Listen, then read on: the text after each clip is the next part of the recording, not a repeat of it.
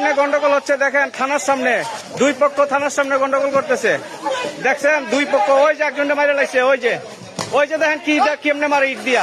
এই যে দেখেন থানার সামনে, হায় হায় থানার সামনে। এই অ্যারেস্ট করেন, তাদেরকে অ্যারেস্ট করেন, একটা যাতে না যেতে পারে। অ্যারেস্ট করেন তাদেরকে, একটা যাতে না যেতে পারে। এই যে একজনকে দেখেন, এই অ্যারেস্ট করেন, থানায় নেন।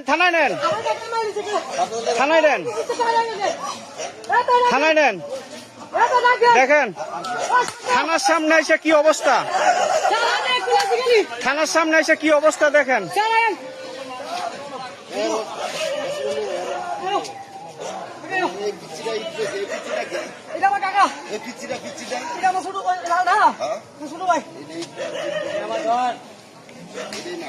দেখেন কি অবস্থা থানার সামনে, কত বড় সাহস। দেশের আইন আজকে কোথায় দেখেন, আইন শৃঙ্খলা বাহিনীকেও মানে না। থানার সামনে এসে, থানা পুলিশের সামনে এসে কিভাবে মারামারি করে।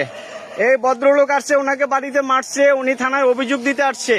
প্রতিপক্ষের লোকজন থানায় এসে আবার পুনরায় তাকে হামলা করছে। কত বড় সাহস।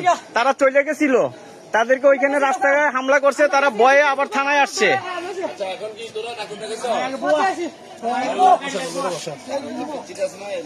দেখছেন উনি থানায় আসছে, সকালে বাড়িতে ওনাকে মারছে। ওনার বাড়ি হইলো বলরামপুর ইউনিয়নের নাগেরচর গ্রামে। ওনাকে মারছে, উনি অভিযোগ দিতে আসছে থানায়। অভিযোগ দিয়ে উনি বাড়িতে চলে যাচ্ছিলেন, রাস্তায় তাদের উপরে হামলা করছে।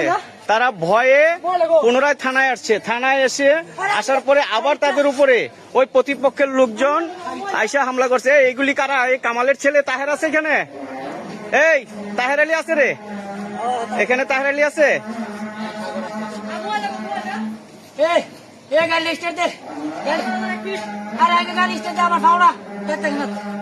তাহের আলী আছে নাকি এখানে?